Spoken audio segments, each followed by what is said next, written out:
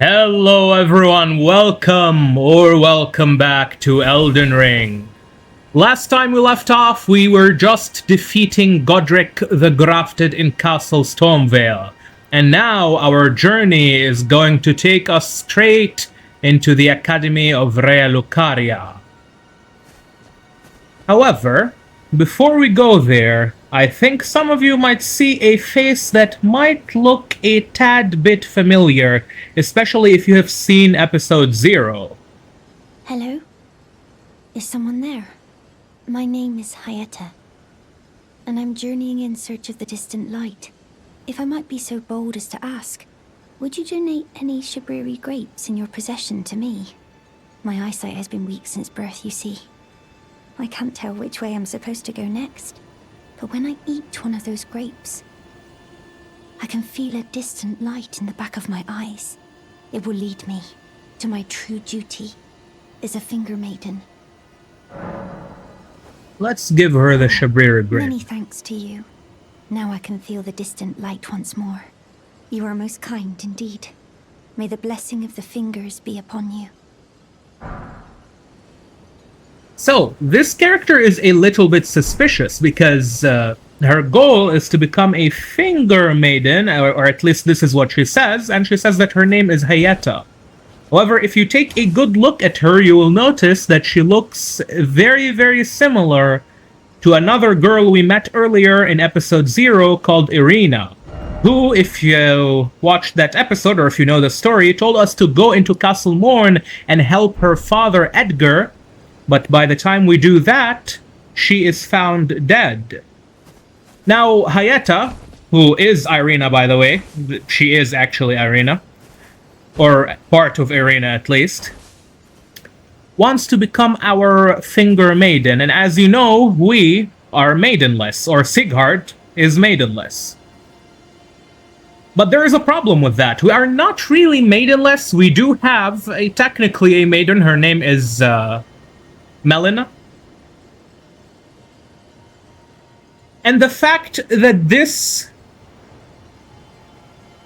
her name is Melina, and the fact that this young lady over here is trying to take her place, or at least the game insinuates that she wants to take her place, is a bit suspicious. You are most kind indeed. May the blessing of the fingers be upon you. We have to talk to Sorcerer Roger over here. Pleased to meet you. The name's Roger, a sorcerer by trade. And we don't really need to listen to his dialogue. He essentially went to Castle Stormveil with us. We did not summon him, we did not do his quest line. However, he goes somewhere deep into the castle and ends up contracting a death disease, death blight. I'm privy to what you can. And we're just going to exhaust his dialogue. Purchase from him the Carian Greatsword. And then... Oh. Ah, you defeated Godrick and claimed yourself a great rune. Yup. Well done, friend. Something to mark the occasion. Go on, take it. Thank you. He gives us the rapier. And now we can go and upgrade our weapon. Actually, you know what? Let's talk to Enya first. Are you that new tarnished? You've done well. I am Enya the Finger Reader. I interpret the words of the fingers, envoys to the greater will. Look there. The fingers tremble to welcome you, Shardbearer. Let their wisdom wash over you. Great Elden Ring, root of the Golden Order, anchor of all lands, giver of grace, wellspring of all joy. Until it was shattered, the tragic corruption of the Order has taken its toll. Across the realm, life lies in ruin, fallen to pieces. Foul curses and misery spread, unabating. But the greater will has not abandoned the realm, nor the life that inhabits it. So it is that the Tarnished are guided by grace, called to act. Brave Tarnished, your great rune is a handsome shard of the Elden Ring. Seek another of its kind to become Elden Lord and restore the Golden Order. Let the words of the fingers guide you. So these two fingers are essentially envoys of the Greater Will, or at least they were supposed to be, during the Age of Marika. And there's a lot of them, and they all served Marika and picked a bunch of demigods who could either ascend to godhood or who could become Elden Lords. However, after the fall, the fingers have obviously, you can see they've been corrupted, and they've been dying because the Order itself has been corrupted and dying. And people like Enya are essentially finger readers. They are wet nurses, I suppose, nuns who serve the two fingers and serve the Golden Order. Well, I see. A remembrance of gold has found its way into your possession. Demigods and even the greater of the champions are hewn by the Earth Tree upon their end into remembrances. They are valuable indeed. These remembrances yet house the power of their former masters. And should you wish to wield that same power, well, I will lend you the strength of the fingers. Do not recoil from my offer. The fingers guide us all. And you, Tarnished, you are here to take, are you not? Indeed. So, now we can receive power from remembrances. With these remembrances, you can either sell them, or you could just, I suppose, use them in order to get their power.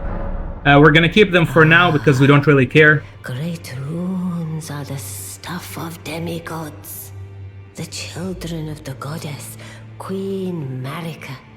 She who is vessel of the Elden Ring. Tainted by the strength of their runes, her children warred, but none could become Elden Lord. And so grace was extended to your kind, the Tarnished. Listen, the fingers speak. The greater will has long renounced the demigods. Tarnished, show no mercy.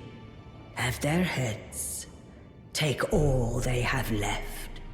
Indeed. But remember one thing. The demigods are each and all the direct offspring of Queen Marika. Godrick the Grafted was but a distant relation, the runt of the litter. His divine blood sorely diluted. Now go forth. Let the words of the fingers guide you. That was a lot of exposition, however, it's important for contextual lore. So, I let you guys hear it, otherwise I would have skipped it. Let me see if we can find... Oh, your divinity, have mercy and grant me forgiveness. He's praying to Marika. Road is yet long, a god is not easily felled. But one day without fail you will have your wish. So please grant me forgiveness, Queen Marika. So, this dude... He was implored by Queen Marika to create a weapon that can kill a god, and that is precisely what he is trying to do. You, is it? I didn't notice you there. I'll be doing my job, same as ever. Just lay out your arms. Those words were not meant for you. I may be prisoner to you, tarnished lot, but my prayers are mine, and mine alone. Well, I've had my say. I'll be more careful too. Okay, let's strengthen our ornament, and we want to upgrade it to level 2, which will serve us well for now.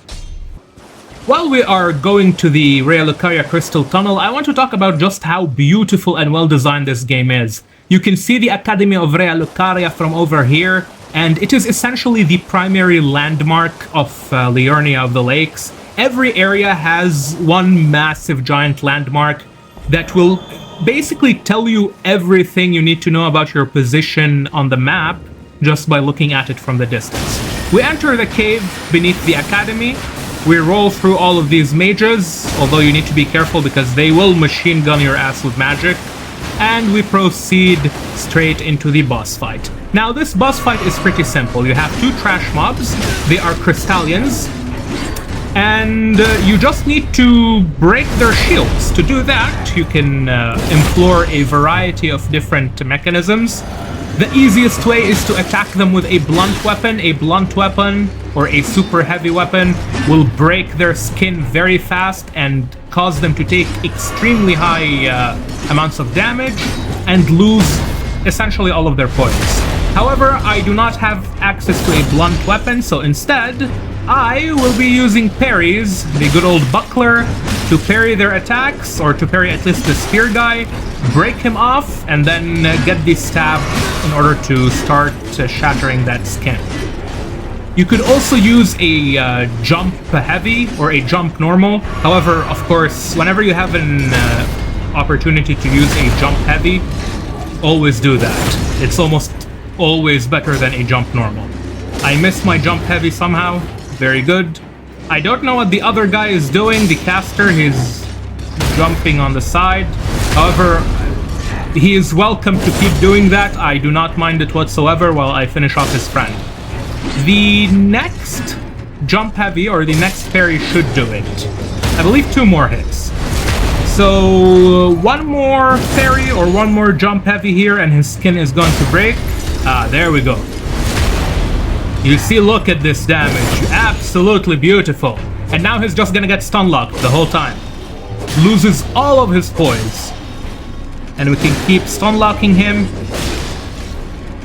He's gonna keep flinching. Keep flinching. And it's over. Now, it's a matter of just repeating the exact same thing with the caster. The caster cannot be parried because there's nothing to really parry, so you can just avoid his attacks using the columns, and then rinse and repeat. Keep jumping, backstabbing, whatever mechanism you have, until his shell breaks. And then we stun lock him just like the other guy, and that is it. We win. Now we proceed to claim our rewards. Alright, these guys were annoying to fight, and now we can take this elevator up to the academy. I am bloody. As long as you know what to do in this fight, it's pretty easy. You can use the columns in order to space them out, parry the spear guy, stagger the mage guy, and then it's easy to kill him. And now we are officially inside the Academy of Raya Lucaria. See guys, I told you we were gonna come here later in this video, and we did. However, we didn't take the ordinary path. Unfortunately though, this tower has no access to the rest of the Academy, which makes absolutely no sense. I don't know what kind of construction this is. Very... I wouldn't survive a jump like this, no? Doesn't matter. We'll open this chest and pick up Terra Magica. I do not think we are ever going to use it. However, since we are here, we might as well pick it up, right? And this is the Academy. At least this is the highest point in the Academy. Here's where we are for reference. The rest of the Academy we will explore in a later episode. But at least we made it here. Now, the next point on our journey will be to make it to Caria Manor. And first, we should talk to Master Iji, right over here. Well, look at you. We don't receive many visitors. I presume you are tarnished? Yep. That is correct. Pardon me. It's hardly my place to ask, is it? I am E.G., a blacksmith who once served the Carian royals, an old codger who refuses to retire his rusty hammer. So here I am, still quietly plying my trade on this spot. Perhaps you'd like a display? These bones are old, but still able. So EG is nice in the early game because you can purchase from him a limited amount of smithing stones. We could purchase a Somber Smithing Stone 3 if we want that. However, these items are going to be far, far more abundant later down the line. He is also a blacksmith, which means you can come to him to strengthen your ornaments. We will go ahead and purchase a Smithing Stone 3. And if we can strengthen our sword to level 3, we will do just that. And that is perfect. You can look at him working on it. Look at that massive hammer. Okay, good job. Oh, watch out there. When I'm absorbed in my smithing, I lose sight of all else. If you come too close, I'm apt to cause you harm. I am, after all, terribly large compared to you, Tarnished. You don't know how hard it is not to break anything while I work. Brave Tarnished. A word of warning, if you please. This territory once belonged to the Carian royal family. Their manor lies not far beyond this point. When the Raya Lucaria Academy turned on the Carians, the Knights of the Cuckoo descended on this tract. After leveling it, they carried on to the manor. The Carians were taken off guard, but their strength had not waned, and they repelled the Knight's onslaught by conjuring an enchanted snare that remains potent to this day. That is why I say, Tarnished, don't go near the manor, unless you wish to lie with the corpses of the heedless Knights of the Cuckoo. Let's ask him one more time. I've explained the peril of the enchanted snare that remains at the Royal Carian Manor. Whatever you do, brave Tarnished, stay away from that death trap. And we are going to do exactly the opposite of what he just told us to do. And head straight to the Caria Manor. You can see the spell that they have to protect the manor from the Knights of the Cuckoo. So the Knights of the Cuckoo are the ones in the Academy of Raya Lucaria. Need to watch my spacing. And they rebelled against the Carian royalty. And they essentially are waging a civil war against one another. However, it's not too bad. You just need to run through it with Torrent, and it's pretty easy to get to this location. Okay, let's unlock the Site of Grace. And from here onwards, we can run it down. Caria Manor is probably one of my favorite areas in the entire game. Really cool location.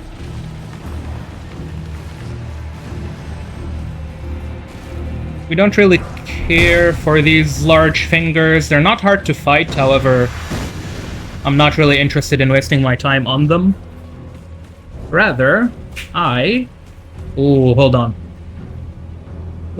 I think this is a trap. Yeah, it is a trap. You know what, let's ignore it. There are hands up there that will fall down. These hands are, I think, the same species as the two fingers, like these big hands over here. I think they are the same species as the two fingers. And the three fingers, nice dodge. And we are, I think, at the next Site of Grace. We should be close. Yeah, there we go. Nice. Easy.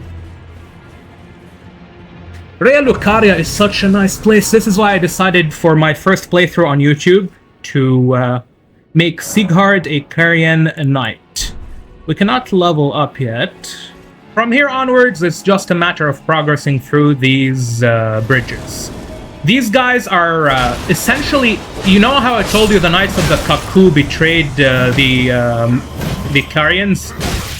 So what's really cool about these guys is that the Carians took the Knights of the Cuckoo whom they killed or imprisoned some of them and then turned them into these puppets that serve them, which is probably one of the most badass things that you can do to your enemies. Okay, now from this point onwards, there's gonna be more Carian Knights, some dipshit casting spells from far away. We want to just keep running this way. I think we can skip these guys as long... I just wanted to really tell you their lore. Yeah, they're unnecessary. He's gonna shoot me with a crossbow. Okay, ran straight into it. Is there anything down there? There are a lot of items in this place. We will be coming back. However, I, for now, only want to unlock the Sites of Grace in this area. But we will definitely be coming back later. This area is very important for us to explore. Okay. And this is going to be it for this location. If you want to know how we get to the boss... Actually, hold up. I want to grab this golden sea. There's going to be some wolves here. Is there a wolf right beneath me? Yeah, there is. Not interested in messing with these wolves. The golden seed is going to be good to upgrade our weapon. We're just going to run past this wolf if we can. And to get to the boss, you could either run through these guys over here, or alternatively, you could climb this ladder. Is he still following me? No, he can't climb up, okay. And from this point onward, let's get rid of this guy. We can pick up this item, Magic Grease, which can be used in order to coat our weapon with magic damage and increase that type of damage. And there, as you can see, we have skipped the guardians of this location. Moving on to the boss, this is Royal Knight Loretta, who serves the Carian family, and if you know how to fight her, she can be very easy. Now, this boss is completely immune to critical strikes. She cannot be critically striked, and because of that, many people assume that parrying her is not good. However, that is the opposite. She is very weak to parrying, because look, every time you parry her, she gets giga staggered, and then you essentially have 2 free heavy hits, which is precisely what I am doing. Sometimes you even get more than 2. I believe if you parry her 3 times, she gets staggered for a prolonged time, and then you can have 3 to 4 heavy hits depending on how good you are. Maybe you can sneak in a 5th hit, I don't know. Second phase transition, this is gonna be easy. You just need to know what to look for. This arrow is very easy to dodge, just run towards her. And yeah, we're just gonna keep parrying her weapon. Right there. Into a heavy.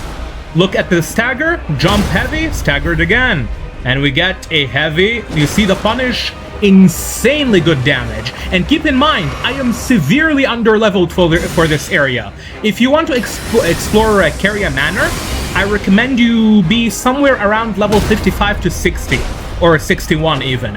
I am currently level 42 or 43 during this fight, so I am around 19 to 18 levels behind where I should be. However, if you know what to look for, once again, any boss can be beaten.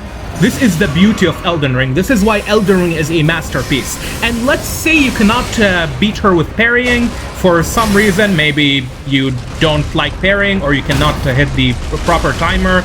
You can easily just summon one of the Spirit Ashes to help you fight the boss. Play the game as you wish.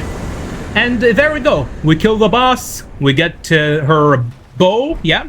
Her bow is a very good spell, or at least a decently good spell, that I do plan on using later down the line. So it is important for me to pick it up. we are going to sit down. And by the way, you see all of these chairs that are surrounding this place. This used to be a location where the princesses of Caria or the royalty of Caria would gather in order to discuss royal stuff. Now we go outside, right to this secret path. We clear the secret path. It's very easy, just drop down and follow the path. It's self-sufficient. And we grab this Ash of War. This is the same Ash of War that we have on our weapon. However, this one we can put on any other weapon.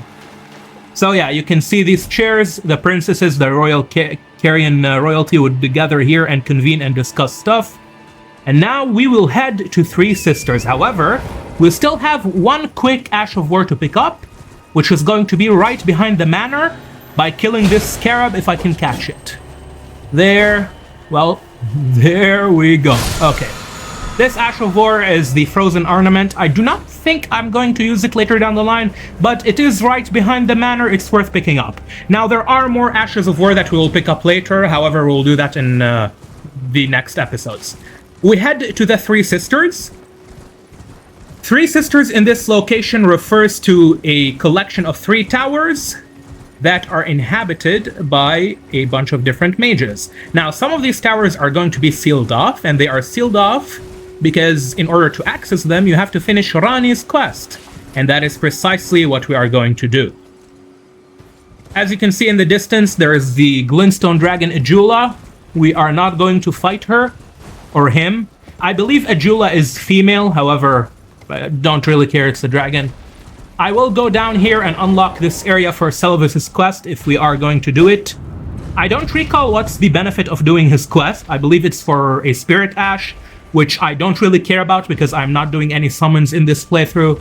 However, remember when I talked about the puppets that the Carians made? You can see some puppets over here.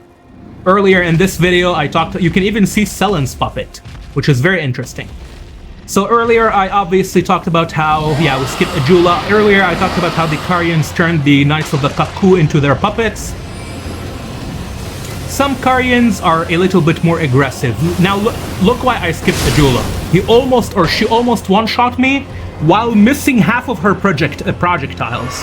Also, this is not Ajula's real fight, by the way. As you can see, this is like a sneak peek into her real fight. Her real fight is in a different area. I am obviously very under-leveled for this area. I beat Loretta because she is extremely weak to parrying. If you parry her, she essentially gets completely cooked. And now we are going to go up into Caria Manor to meet our waifu for Laifu. I want to show you, yeah, look at Rhea Lucaria or Liurnia. It's so beautiful. I absolutely love this area. My favorite location in the game by far. Also, it's the magic location, but we're going for a Spellblade build. Okay, let's talk to Ranni. And here we are, finally. We have met her again. Hello there, Ranni. Oh, again we cross paths. Indeed. I believe I said my name was Renna when last we met. It pleaseth me to see Torrent hale and hearty, but tarnished. What business hast thou here? You see the sword? I have no memory of inking thee an invitation. Yeah, I invited myself. No particular reason. No reason in particular, thou claimest. Intriguing. Then mayhaps fate hath steered thee to this reunion. I mean, you see the sword? Wilt Carian thou Knight. enter into my service? I am the witch Ranni. I stole death long ago, and search now for the dark path, that I might one day upend the whole of it, and rid the world of all that came before. Well, has that roused thy interest? So, this lady right here, by the way, the one we are talking to is not the blue doll. If you take a look, you can see this ghost. That's the actual person. Her name is Ranni, and she is a princess from Caria. I believe I talked about the Carian princesses earlier in the arena where we fought Loretta. Loretta was obviously a knight who served the Carians, and Ranni was not just a Carian princess, she was a very special Carian princess. She was a demigod, the daughter of Radagen, who is a god, an actual god, and Queen Rennala, the Queen of Rea Lucaria. Ranni killed her brother Godwyn, who is technically her half-brother since he is the son of Marika and Godfrey. And that started all of the events that led to the shattering of the Elden Ring, and essentially the current events of the game. Now, this sword that I grabbed in episode 0 is a Carian Knight sword, and as you can see, Ranni here is a Carian princess, so you can imagine precisely what type of build I will be going for later down the line, which is exactly why we will be spending a lot of time in Rea Lucaria.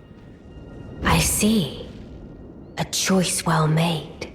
Thou art a rare sword.